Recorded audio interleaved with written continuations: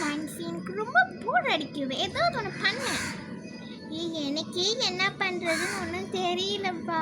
Lily, நாளைக்கு ஏதோ உனக்கு கதை சொன்னியே, கிணறு கிட்ட ஏதோ அங்கே மர்மம்லாம் நடக்குதுன்னு.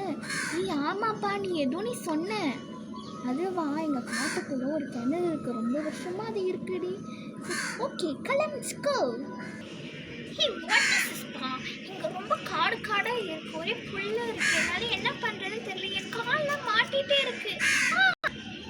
அப்பா, அவ்வளவா நம்ம எப்படியும் இந்த காட்டை கடந்து வந்துட்டோம். ரோஸ், எங்கப்பா போற? என்னை மட்டும் விட்டு. எங்க பாம்பு தான் இருக்குன்னு சொல்றாங்க. முள்ளெல்லாம் குத்துதே. ஐயோ கடவுளே. ரோஸ், எனக்கு ரொம்ப டயர்டா இருக்குப்பா. அத்தங்க வர வரையும் நம்ம உட்காந்துக்கலாமா? இருங்கப்பா, எங்க விட்டு எங்கப்பா போறீங்க? எனக்கு ஒரே முள்ளா குத்து. ஐயோ அம்மா, ஐயோ என்னப்பா இது, இப்படியெல்லாம் விழுந்து வர வேண்டியதா இருக்கு. ஐயோ, என்னப்பா பண்றீங்க? என் மேல ஏன் விழுந்தீங்க? What is this? தான் கிணறா ரோஸ்? என்னப்பா இது, இப்படி இந்த இடம் ரொம்ப மோசமாக இருக்கே. பேசாமல் நம்ம மேலே டேப் இருக்கே, அதை தொடர்ந்து இது பண்ணிடலாமா? பண்ணலாமே. ரோஸ், எங்கப்பா போனேன்? என்னால் திறக்கவே முடியல. நீயே எனக்கு ஹெல்ப் பண்ணு ரோஸ்.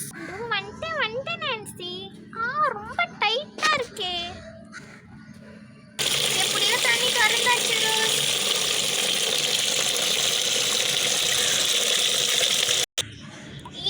ரோஸ், நம்ம இதில் குளிக்கலாமா? வாட் இஸ் திஸ் பா? ரொம்ப அழுக்காக இருக்குது தண்ணீர். குளிச்சா நம்மளுக்கு ஏதோ ஒரு இன்ஃபெக்ஷன் வரும், அதனால நம்ம குளிக்க வேண்டாம். சரி, ஓகேப்பா. அப்பாடி, இந்த இடம் ரொம்ப அழகாக இருக்கு நான்சி. எப்படி இது? ஆமாப்பா, இந்த இடம் ரொம்பவே அழகாக இருக்குது. பேசாமல் நம்ம இன்னைக்கு நைட்டு இங்கேயே தங்கிடலாமா? வா, இங்கே தங்குறதா? என்னால் தங்கலாம் முடியாது. சப்போஸ் பாம்பு ஏதாவது வந்துச்சுன்னா அவ்வளோதான். ஆமாம் இந்த சரி வாங்கப்பா, எல்லாரும் வீட்டுக்கு போகிறோம். சாயந்தரம் வேற ஆக போகிற. ஏதாவது பாம்பு வந்துச்சுன்னா அவ்வளோதான்ப்பா. எஸ், நீ ரொம்ப கரெக்டாக சொல்கிறேன்.